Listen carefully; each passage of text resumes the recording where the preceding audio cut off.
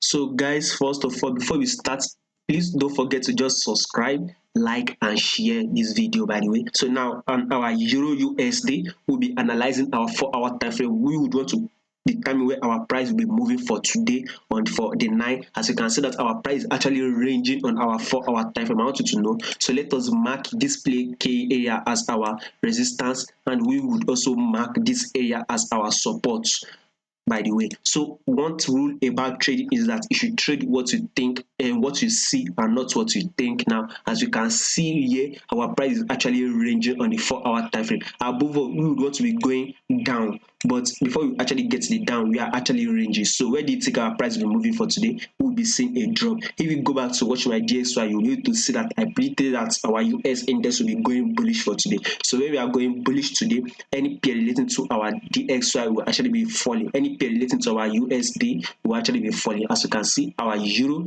will actually be falling before we actually now get a pickup straight to our resistance level. So I want you to watch it. We are still going to be ranging with this our Euro USD on our 4-hour time frame. We will be seeing a drop for about let me see, 53 pips. Then we would now see that reversal move. So above all, we'll be seeing a drop and a move on our 1-hour time frame. As you can see, we are on a bearish move.